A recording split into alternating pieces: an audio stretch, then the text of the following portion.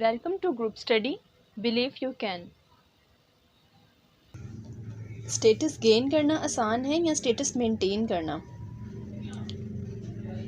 For example Ali एक businessman है और उसे बिज़नेस में भारी नुकसान होता है और डेट्स उतारने के चक्कर में अली की ये हालत हो जाती है। अब अली दोबारा से अपने ये वाले स्टेटस में आ सकता है और इस स्टेटस को मेंटेन कर सकता है। अक्सर हम देखते हैं कि लोग बोल्ड स्टेप ले लेते हैं क्योंकि फ़र्दर उनके अंदर चीज़ों को बेयर करने की कैपेसिटी नहीं होती। तो ये था एक इंडिविजुअल एनालिसिस। अगर हम स्टेट एनालिसिस की बात करते हैं तो लास्ट लेक्चर में हमने वर्ल्ड वॉर 1 को डिस्कस किया था। तो वर्ल्ड वॉर 1 में बेसिकली जर्मनी ने वर्ल्ड वॉर 1 स्टार्ट की और जो ट्रीटी ऑफ वर्साइल से ख़त्म हुई थी। लेकिन वर्ल्ड वॉर 2 जो स्टार्ट हुई वो ट्रीटी ऑफ वर्साइल की वजह से ही हुई, बिकॉज़ हिटलर फर्दर अब अलाइड पावर्स के सैंक्शंस को बेयर करने के हक में नहीं था। But at the and world war 1 की तरह वर्ल्ड वॉर 2 में भी जर्मनी लूज द वॉर और इसके नतीजे में बहुत ज़्यादा जानी और माली नुकसान हुआ। लेकिन आज जर्मनी का स्टेटस क्या है? German economy is the highly developed social market economy और ये 4th लार्जेस्ट बायनोमिनल जीडीपी वाली कंट्री है in the world. Also high known brands belong to Germany जिनमें Audi, BMW have a name. इसके अलावा निविया, एडिडास और दूसरे different brands जिनमें बोस और मैन वगैरह।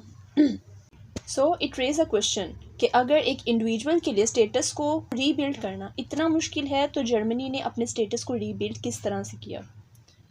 तो hello guys, welcome to group study. Hope you doing good. आज हम वॉर सीरीज़ के लेक्चर 2 को स्टार्ट करेंगे। तो आज के लेक्चर में हम वर्ल्ड वॉर 2 को डिस्कस करेंगे, जिसमें हम इंट्रोडक्शन, कोजेस, इवेंट्स, एंड्स, आफ्टरमैथ्स को देखेंगे और लास्ट पर हम देखेंगे कि जर्मनी ने वर्ल्ड वॉर 1 जो हमने लास्ट लेक्चर में डिस्कस की उसको आप प्लेलिस्ट में देख सकते हैं। And after world war 1 and world war 2 Germany ने बहुत ज़्यादा हार्डशिप्स फेस की बिकॉज जर्मनी ने दोनों वॉर्स को लूज़ कर दिया था। लेकिन इसके बाद जर्मनी ने खुद को कैसे रीबिल्ड किया, आज पूरी दुनिया में उसने किस तरह से अपना नाम बनाया, ये हम इस वीडियो में कवर करेंगे। तो चलिए लेक्चर का आगाज़ करते हैं।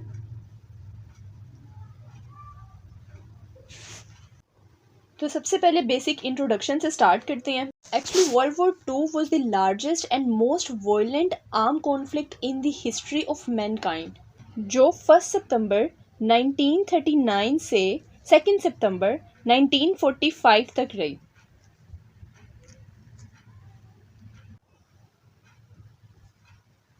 बेसिकली ये allied powers and axis powers के दरमियान में थी।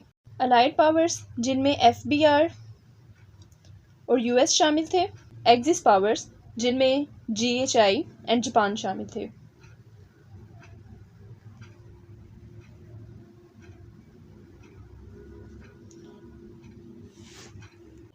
तो वर्ल्ड वॉर 1 में हमने डिस्कस किया था FBR stands for France, Britain and Russia, जिसको हम सोवियत यूनियन अब कहेंगे, और USA।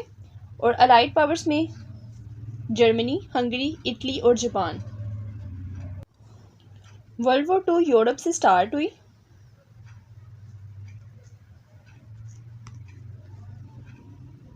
But spread throughout the world.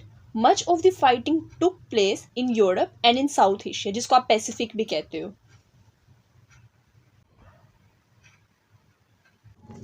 तो वर्ल्ड वॉर 2 1945 में ख़त्म हुई जब USA ने इन्वॉल्व किया और जर्मनी और जापान ने US एंड अलाइड पावर्स के आगे सरेंडर किया।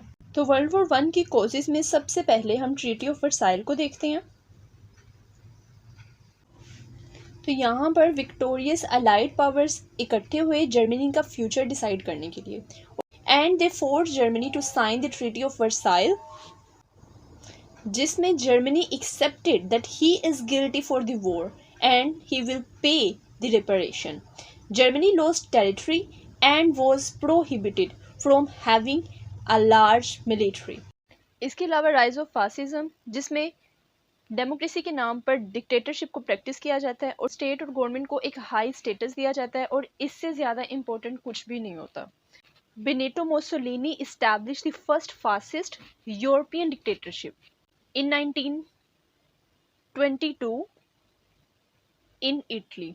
Thirdly, पूरी दुनिया में एक इकोनॉमिक डिप्रेशन था आफ्टर 1920। इस डिप्रेशन में इकोनॉमीज श्रिंक, ट्रेड कम हो गई, बिजनेस बंद हो गए, प्राइस फॉल, बैंक्स फॉल, इसके अलावा अनएम्प्लॉयमेंट हो गई।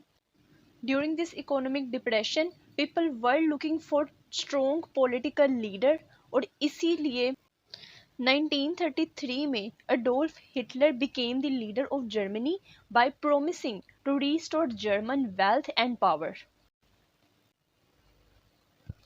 Fourthly, German militarism.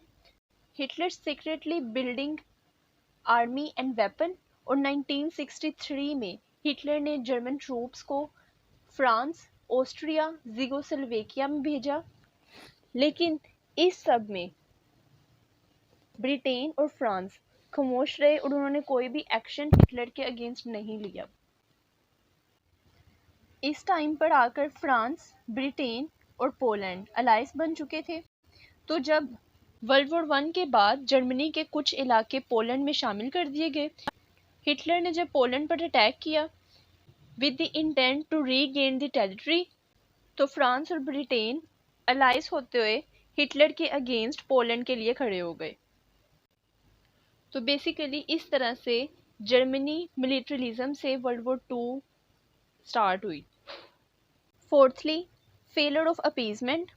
Basically appeasement का मतलब है कि दूसरी स्टेट की डिमांड्स पर एग्री करना in order to avoid conflict.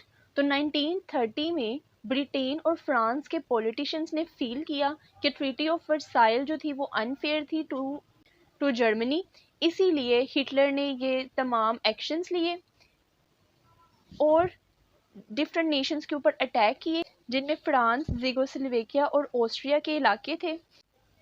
As a result policy of appeasement I and Munich agreement जो 1938 में हुआ, one of the example of appeasement, जिसमें फ्रांस और ब्रिटेन ने जर्मनी को अलाउ कर दिया कि आप ज़ीगोस्लोवेकिया के इलाकों को एनेक्स कर सकते हो। However in 1939 Germany broke its promise and invaded the rest of Czechoslovakia.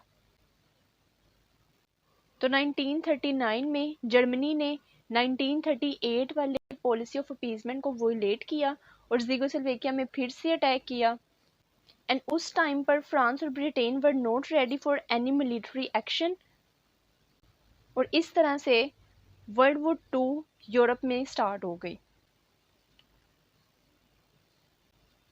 However league of nation जो 1919 में बनी to maintain the world peace and it was intended कि अगर नेशंस में कोई भी डिस्प्यूट होगी तो उसको निगोसिएशन से रिजोल्व किया जाएगा rather than use of force. तो League of Nation was a good idea but ultimately a failure because not all the countries joined League of Nations और इसके अलावा लीग ऑफ नेशन के पास कोई आर्मी नहीं थी to prevent the military aggression. For example German invasion in Czechoslovakia and Austria, Italy's invasions of Ethiopia in Africa, Japan's invasion of Manchuria in China। तो इन सब के अगेंस्ट कोई भी आर्मी नहीं थी जो इन मिलिट्री एग्रेशन को रोक सकती। तो इस तरह से लीग ऑफ नेशंस जो थी वो भी नाकाम हो गई थी। Last but not the least 1931 में जापान बहुत ज़्यादा इकोनॉमिक डिप्रेशन को फेस कर रहा था and Japanese people had lost their faith on the government and they turn to army ताकि वो अपने इकोनॉमिक प्रॉब्लम्स का कोई सलूशन निकाल सकें।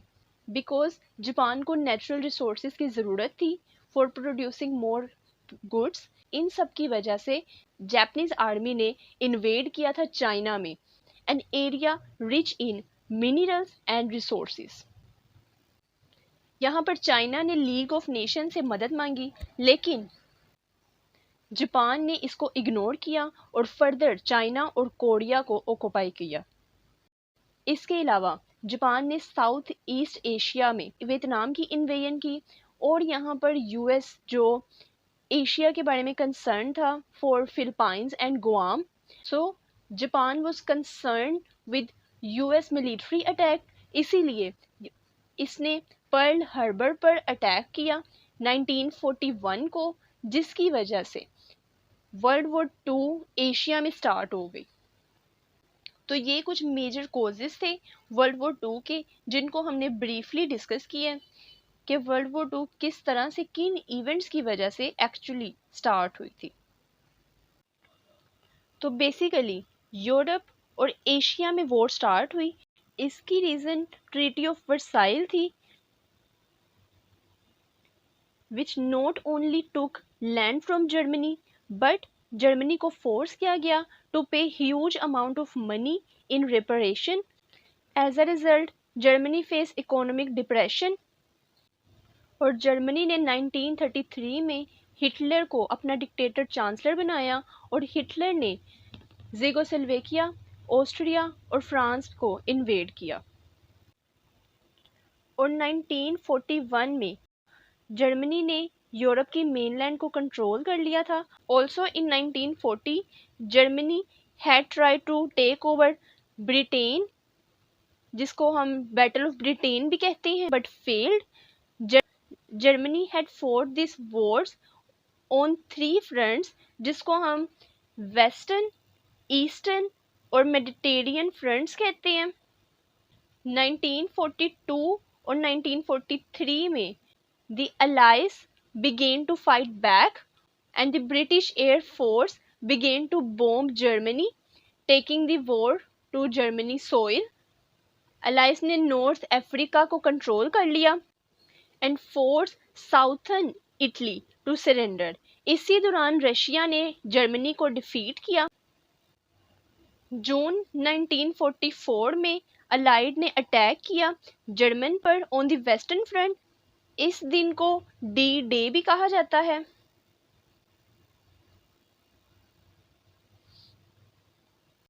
यहाँ पर अलाइस ने जर्मन पर अटैक किया और उसे फ्रांस से बाहर निकाला और फिर बैटल ऑफ बर्च के साथ 1945 में जर्मनी ने सरेंडर किया एंड नेक्स्ट डे अलाइस ने सेलिब्रेट की विक्ट्री, जिसको VE डे भी कहा जाता है, विक्ट्री इन यूरोप डे। इस तरह से यूरोप में जर्मनी और अलाइस के दरमियान में वॉर हुई। अब एशिया में, जिसको हम पैसिफिक कहते हैं, इधर वॉर इस तरह से हुई। एशिया में जापान ने वॉर स्टार्ट की बिकॉज जापान एक स्मॉल आइलैंड कंट्री थी और जापान एक स्ट्रॉन्ग कंट्री बनना चाहती थी। They had to import many natural resources.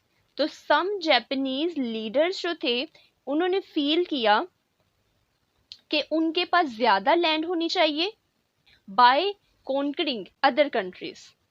तो 1937 में जापान इन्वेडेड चाइना।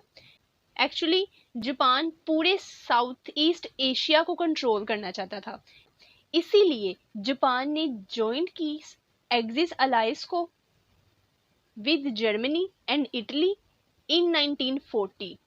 और यहाँ पर इन्होंने और 1940 में जापान ने जर्मनी और इटली के साथ एक ट्रिपल अलायंस बनाया और 1941 में जापान ने यूएस के पर्ल हार्बर पर अटैक किया बिकॉज वो कंसर्न था कि यूएस इसके ऊपर अटैक ना कर दे।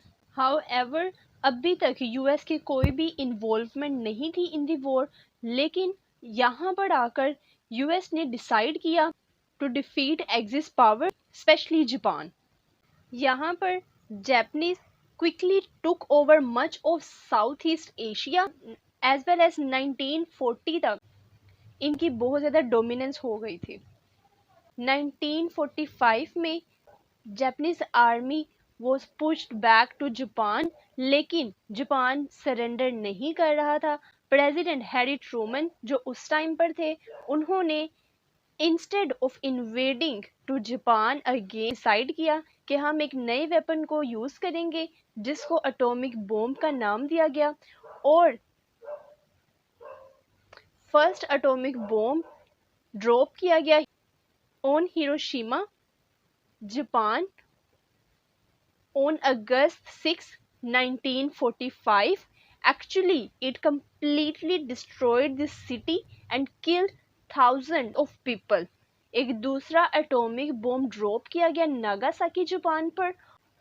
ऑल्सो हिरोशिमा और नागासाकी पर जो बॉम्ब्स गिराए गए, इनको लिटिल बॉय और फैटमैन का नाम भी दिया जाता है। After this great loss, Japan decided to surrender, and on August 15, 1945 में Japanese announced that they have surrendered. Later on 2 September 1945 को जब जापानीज ने साइन की एक surrender treaty with US general Douglas, जिसको VJ डे कहा जाता है, which mean victory in Japan.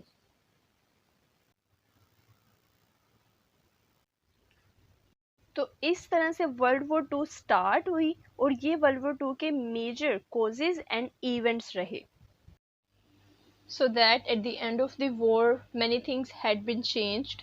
Europe and Asia बहुत ज़्यादा डिस्ट्रॉय हो चुका था because of fighting and bombing that took place over many years. अगर हम बात करें यूरोप की, तो Germany had occupied Europe during World War II. However, Germany was divided into Western and Eastern Germany. इसको हम जर्मन रिकंस्ट्रक्शन में detail में डिस्कस करेंगे, जिसमें ईस्टर्न पार्ट को रशिया मतलब USSR ने कंट्रोल किया और वेस्टर्न पार्ट को एलाइज पावर्स ने कंट्रोल किया था। यूनाइटेड स्टेट ने आगे जाकर एक मार्शल प्लान को भी इंट्रोड्यूस करवाया, इसको भी हम आगे डिस्कस करेंगे। सो एक्चुअली मार्शल प्लान में USA ने यूरोपियन कंट्रीज़ को एड दी थी, जिसकी वजह से European countries being able to reconstruct their self. इसी तरह से US ने और अलाइड ने जापान को कंट्रोल किया and Japan became an independent state again in 1952। Further allies control Korea, जिसे आगे नॉर्थ एंड साउथ कोरिया में डिवाइड कर दिया गया। And one more thing, China में सिविल वॉर चल रही थी बिटवीन कम्युनिस्ट एंड नेशनलिस्ट, जिसमें at the end communist won and nationalist fled to Taiwan. I think Taiwan सुनकर वो सारी न्यूज़ आपके माइंड में एक दफ़ा क्लिक की होंगी that how Nancy US speaker of house visit Taiwan, China की स्टेटमेंट, US का verdict and all that headlines. After that Japan और जर्मनी के ऊपर वॉर क्राइम्स में ट्रायल चला, दैट मीन कोर्ट हेयरिंग हुई कि उन्होंने रूल्स तोड़े हैं of Geneva convention. Geneva convention में एक्चुअली वॉर रिलेटेड रूल्स बनाए गए थे। तो जापान और जर्मनी के ऊपर एक ट्रायल चला जिस पे इनके ऊपर चार्ज था कि इन्होंने जिनेवा कन्वेंशन को वॉयलेट किया है and also did crime against humanity. तो सिंपली अगर क्राइम्स की बात करें तो इनमें Holocaust which mean destruction on large scale, also slave labor, terrible treatment और जो टॉर्चर किया प्रिजनर ऑफ वॉर के ऊपर, सो दैट जर्मनी और जापान के लीडर्स को इसके लिए एग्जीक्यूट भी किया गया। वर्ल्ड वॉर 2 से लीग ऑफ नेशंस तो ख़त्म हो गई थी, तो अब फर्दर किसी यूनियन की ज़रूरत थी, तो यूनाइटेड नेशंस अलाइस ने बनाई 1945 में और इसमें 51 ओरिजिनल मेंबर नेशंस थी। जिनमें से 5 जो थे वो परमानेंट सिक्योरिटी काउंसिल मेंबर थे, including China, France, Soviet union, United kingdom and United states. तो यूएन का मकसद ये था कि फर्दर अब वॉर ना हो, वर्ल्ड वॉर 3 को कंट्रोल करने के लिए, अवॉइड करने के लिए यूएन नेशंस बनी। लास्टली वर्ल्ड वॉर 2 ख़त्म होने के बाद कोल्ड वॉर स्टार्ट हुई, बिकॉज यूरोप दो हिस्सों में डिवाइड हो चुका था, western and eastern Europe.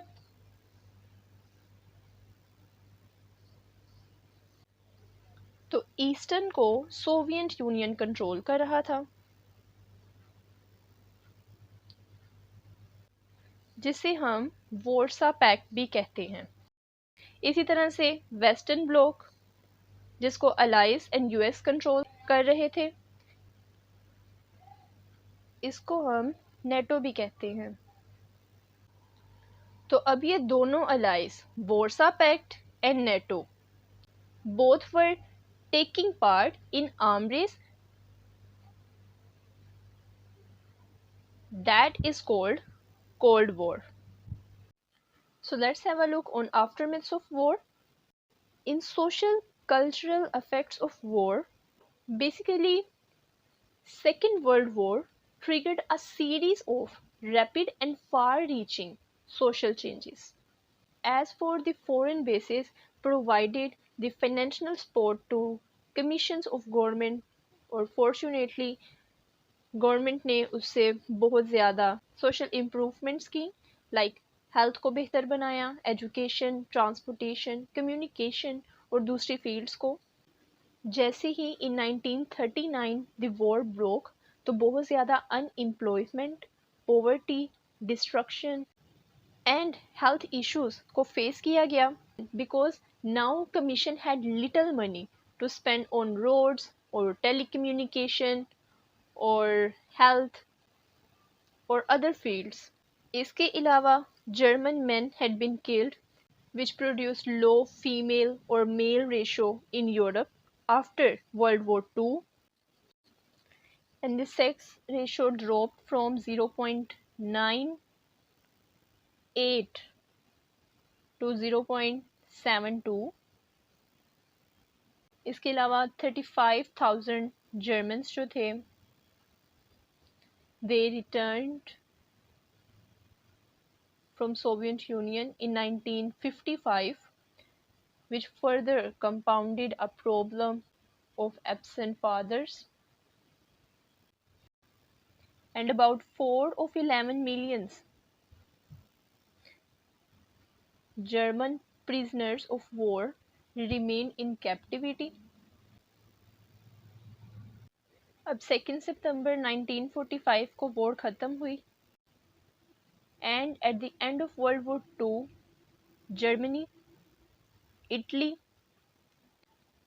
and most of France lay in ruin, while Great Britain bankrupt हो गया।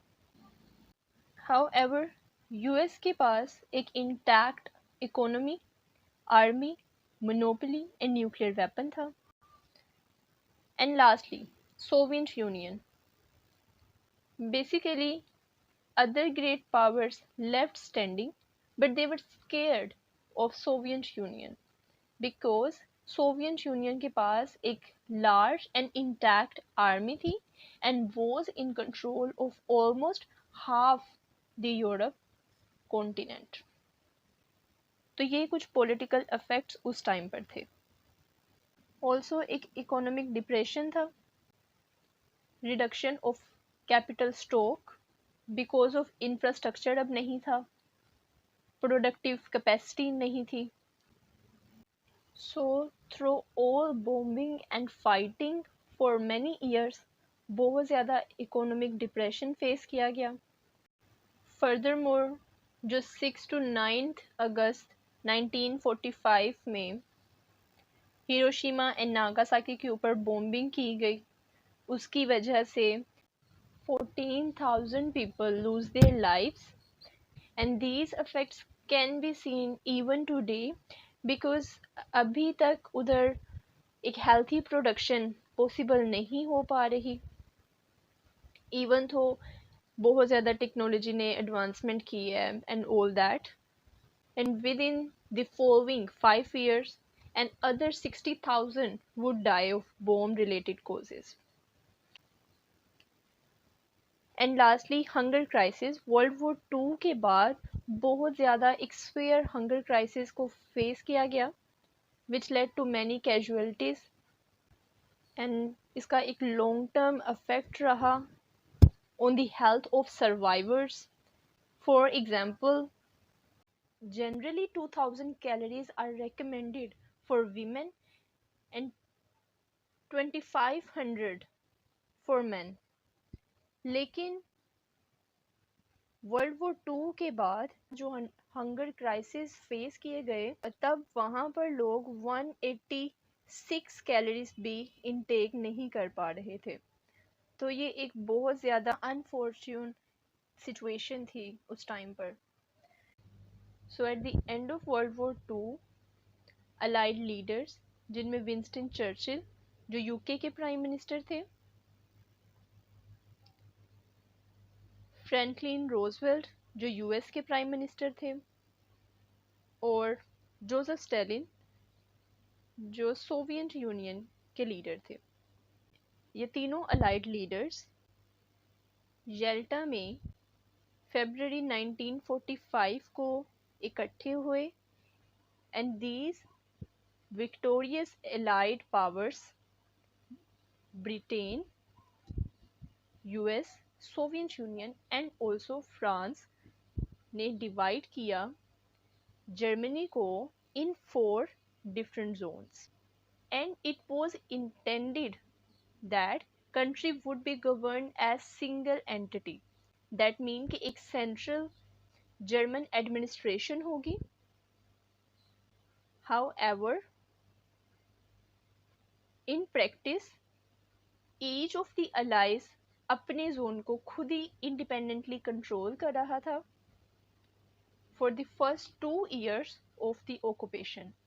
Later on 1947 में British and US zone combine हो गई economically, but remain separate political entities.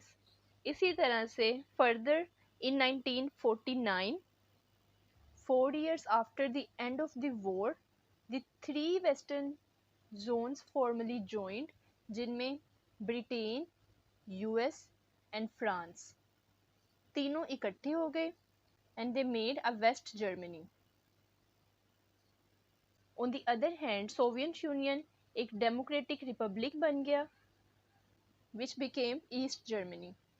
So basically 1945 में allied leaders येल्टा में which is the city in Ukraine इकट्ठे हुए और उन्होंने एक मीटिंग की जिसका मकसद था कि किस तरह से रीऑर्गेनाइज किया जाए यूरोप को after the Nazi Germany was defeated, and also to divide the Europe among them. Similarly, एक और conference भी हुई that named as Potsdam Conference.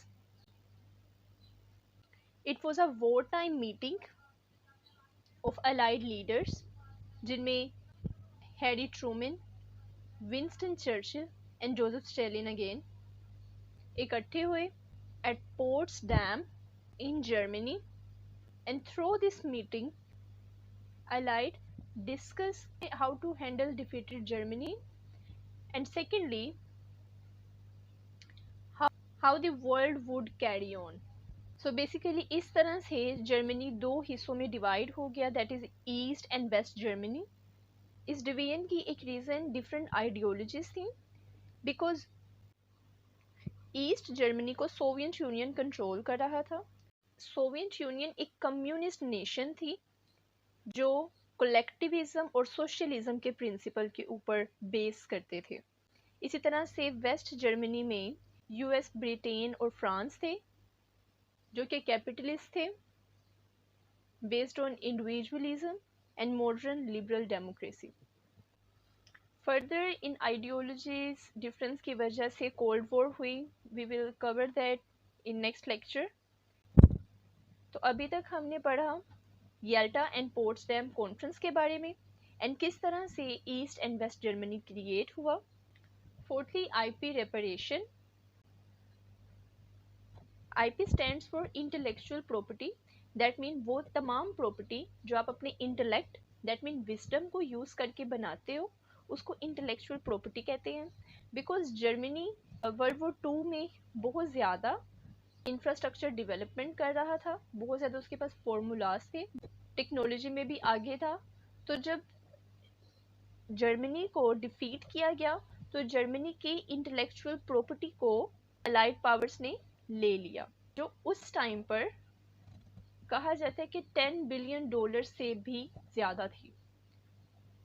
अभी तक हमने देखा कि वर्ल्ड वॉर 2 के बाद जर्मनी में स्टार्टिंग में क्या सिचुएशन थी।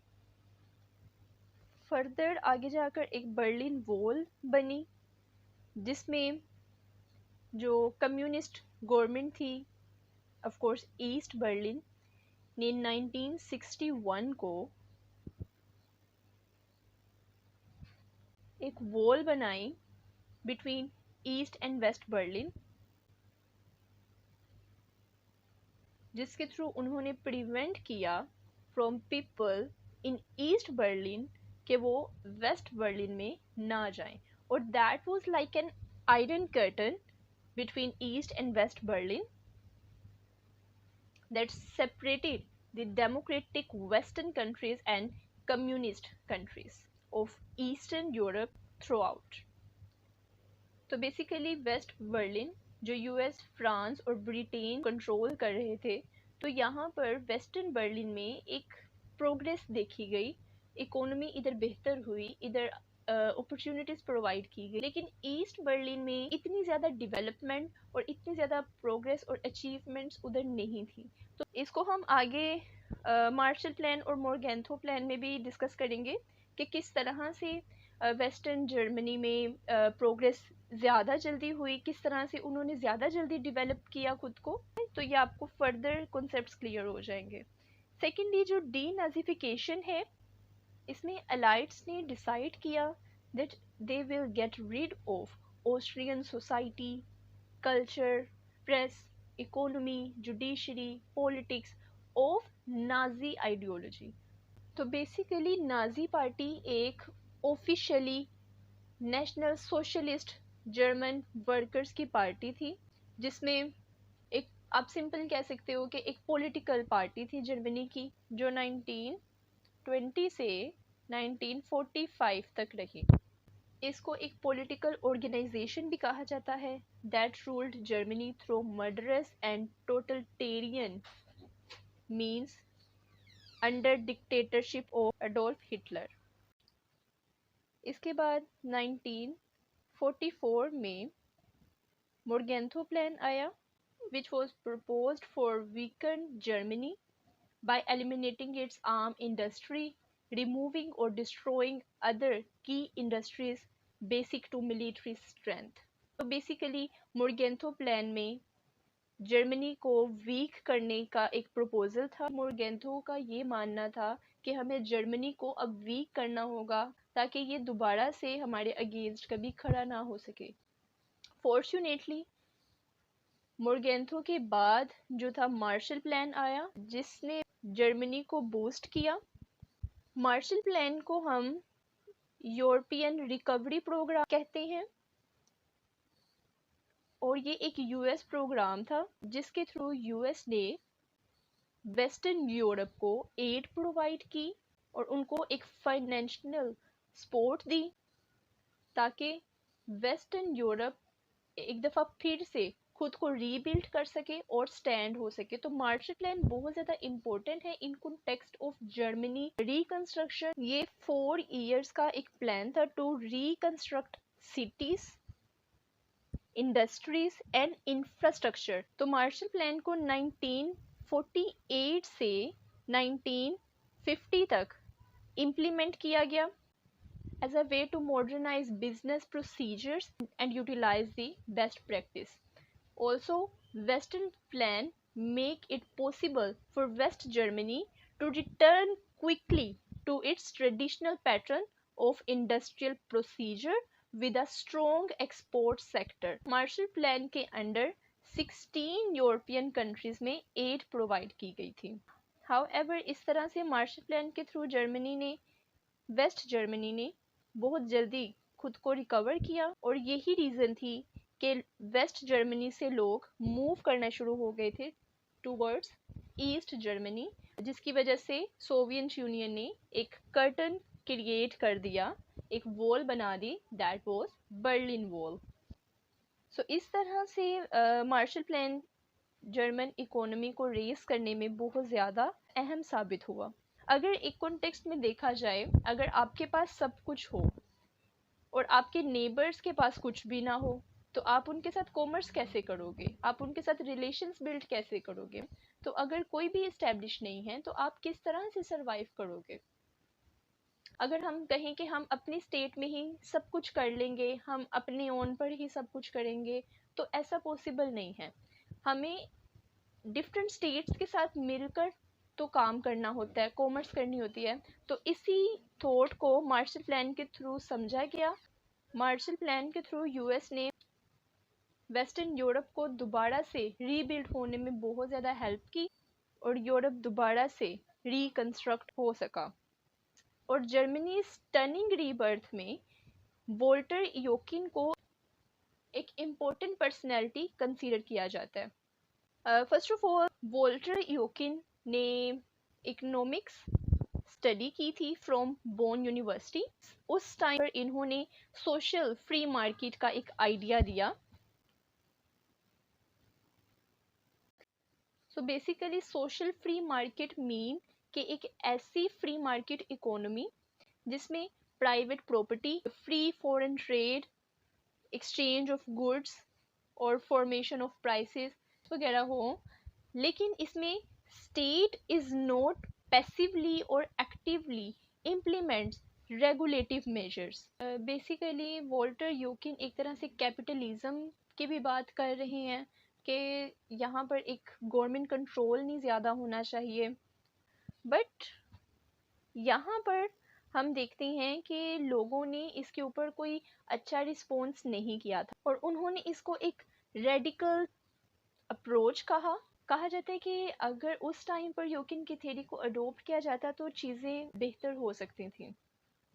Also after the war Germany में जो करेंसी थी, that was rich mark. Also, Ludwig Erhard play an important role in German's economy, and he is known as the father of German's economic miracle. So basically ये US and Britain के साथ मिलकर काम करना चाहते थे, इसीलिए इन्होंने बहुत सारे प्रपोजल्स भी दिए विद द इंटेंट कि किसी भी तरह जर्मनी की रिकंस्ट्रक्शन हो जाए. तो एरहर्ड कैपिटलिज्म की भी बात करते हैं. स्टार्टिंग में ये यूएस की इंटेलिजेंस फोर्स के साथ अपने आइडियाज़ को शेयर करते हैं, बट आफ्टर जर्मनी सरेंडर एरहर्ड को फिनेंस मिनिस्टर बना दिया जाता है of Bavaria. Later on he became the director of western Germany economic council. तो एरहर्ड ने जो मोस्ट इम्पोर्टेंट काम किया था वो था न्यू करेंसी को लाना. तो एरहर्ड ने रिचमार्क करेंसी को ड्यूइचमार्क करेंसी के साथ रिप्लेस किया. ठीक हो गया, ड्यूइचमार्क. बिकॉज रिचमार्क अब एक वर्थलेस करेंसी बन चुकी थी, बिकॉज एक बार्टर सिस्टम क्रिएट हो चुका था, एक ब्लैक मार्केट क्रिएट हो चुकी थी. तो इसीलिए एरहर्ड ने ये एक इम्पोर्टेंट स्टेप लिया कि रिचमार्क करेंसी को ड्यूइचमार्क करेंसी के साथ उन्होंने रिप्लेस किया. Also the currency was scheduled to be introduced on 1948 में. So it raise a question that how a change in currency become a reason of German economic miracle. वो इस तरह से हुआ कि 93% जो करेंसी थी वो मार्केट से ख़त्म कर दी गई. दैट मीन कि अब उसकी कोई वैल्यू नहीं है. तो जब उसकी वैल्यू ही नहीं है तो उसको यूटिलाइज कहाँ पर किया जाएगा। तो अब ड्यूइश मार्क की एक वैल्यू थी, लोग इसी को यूज़ कर रहे थे। तो इसके लिए एरहर्ड को बहुत ज़्यादा क्रिटिसाइज भी किया गया, लेकिन इसके साथ टैक्सेस भी कम किए गए। एंड रिजल्ट क्या निकले इसके? West Germany came to life through that night. इसके अलावा बार्टर सिस्टम ख़त्म हो गया, जो ब्लैक मार्केट थी वो ख़त्म हो गई। एंड वन इम्पोर्टेंट थिंग, इसकी वजह से तकरीबन 80% इंडस्ट्रियल प्रोडक्शन में इजाफा हुआ। सो बेसिकली वेस्ट जर्मनी ने खुद को रिकंस्ट्रक्ट किया, और इसमें मार्शल प्लान, यूकेन की theories and Erhard's role are important, and all this create a gap between east and waste Germany, because West Germany बहुत तेजी से खुद को रिकवर कर रहा था instead of East Germany. Also 1950 तक UK and France were finally induced कि वो जर्मन की हैवी इंडस्ट्री को बंद ना करें और जर्मनी को रीबिल्ड करें, बिकॉज आगे जाकर ट्रेड की जा सकती है और अच्छे रिलेशंस क्रिएट हो सकते हैं। ऑल्सो 1951 से 1961 का टाइम पीरियड था, इसमें जर्मनी का जीएनपी 8% तक इंक्रीज किया था, विच शोज कि जर्मनी बहुत ज़्यादा स्पीड से खुद को रिकवर कर रहा था।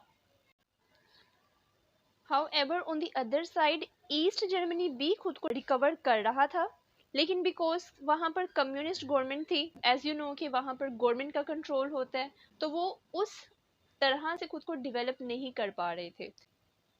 तो इन दोनों की रिकंस्ट्रक्शन में इस तरह से एक गैप क्रिएट हो गया था। तो इसीलिए ईस्ट जर्मनी के लोग वेस्ट जर्मनी में मूव कर रहे थे, बिकॉज वेस्ट जर्मनी डेवलप था, वहाँ पर ज़्यादा अपॉर्चुनिटीज़ थी, ज़्यादा फैसिलिटीज़ थी, ज़्यादा सोर्सेज थे, और अब उन्हें कम्युनिस्ट गवर्नमेंट में वो इतने सेटिस्फाइड नहीं थे, इसीलिए वो वेस्ट जर्मनी की तरफ मूव करना शुरू हो गए। तो इसके बाद 1985 में स्टोरी में एक ट्विस्ट आता है, और यूएसएसआर, जिसे हम सोवियत यूनियन कहते हैं, सोवियत यूनियन के एक नए जनरल सेक्रेटरी मिखाइल गोर्बाचेव आते हैं, और ये political liberalization and economic reconstruction की बात करते हैं। पॉलिटिकल लिबरलाइजेशन, जिसको ग्लास नोस्ट भी कहते हैं, और इकोनॉमिक रिकंस्ट्रक्शन, जिसको प्रेस्ट्रोइका भी कहते हैं। So perestroika, as the name suggest, means media's involvement. अब ये मिखाइल गोर्बाचेव की जो पॉलिसी थी, बेसिकली ये कम्युनिस्ट के तो अगेंस्ट है, इसलिए आगे जाकर इनकी पॉलिसीज की वजह से यूएसएसआर डिवाइड हो गया था 1989 में। एज बिकॉज के ईस्ट जर्मनी पहले ही वेस्ट जर्मनी जाना चाहते थे, तो मिखाइल गोर्बाचेव की ये जो पॉलिसीज थी, इनमें कम्युनिज्म की तो कोई बात नहीं थी, तो इसीलिए ईस्ट जर्मनी के जो लोग थे वो अपने राइट्स के लिए खड़े हो गए, और that became a cause of fall of Berlin wall. तो बर्लिन वॉल टूट गई और लोग ईस्ट जर्मनी से वेस्ट जर्मनी में मूव कर गए, लेकिन अब वेस्ट जर्मनी में पॉपुलेशन एक तरह से बढ़ गई, तो फिर से दोबारा उधर क्राइसिस फेस किए गए, बिकॉज पॉलिटिकल यूनिफिकेशन हो चुका था, लेकिन अब इकोनॉमिक यूनिफिकेशन की ज़रूरत थी, तो इसमें टाइम लगा। तो 1 जुलाई 1990 में इकोनॉमिक यूनिफिकेशन को देखा जाता है, एज जो ड्यूशमार्क करेंसी थी जो वेस्ट जर्मनी में इम्प्लीमेंट की गई थी, तो अब ये पूरी जर्मनी की करेंसी बन चुकी थी। तो बेसिकली 1990 तक इकोनॉमिक यूनिफिकेशन भी हो चुका था। तो आगे जर्मनी ने क्राइसिस फेस किए, जो बेसिकली हर एक स्टेट कोई ना कोई क्राइसिस को फेस करती है, लेकिन eight the end of the story Germany को आज हम डेवलप्ड कंट्री कंसीडर करते हैं। जिसके पास एक इकोनॉमिक पावर है, एक अच्छा स्टेटस, अपॉर्चुनिटीज़ एंड सोर्सेज सब वहाँ पर मौजूद है। All that it has achieved. तो आज के लेक्चर में हमने वर्ल्ड वॉर टू को कवर किया, साथ में हमने देखा कि जर्मनी ने आफ्टर वर्ल्ड वॉर टू किस तरह से खुद को रिकवर किया। इसके बाद हम नेक्स्ट लेक्चर में कोल्ड वॉर को डिस्कस करेंगे। कुछ पॉइंट्स हमने आज के लेक्चर में कवर किए हैं, तो वो आपको इस लेक्चर के थ्रू कॉन्सेप्ट होंगे, तो वो चीज़ें समझने में आसानी होगी। एंड आगे हम कंपटीशन एग्ज़ाम के लिए gender study and political science की सीरीज़ को स्टार्ट भी करेंगे। तो यहाँ तक अगर आपको कोई भी इशू हो, you can ask that in comment section below. So next video में मिलते हैं, तब तक के लिए अपना ख्याल रखें, मुझे अपनी दुआओं में याद रखें। खुदा हाफिज़।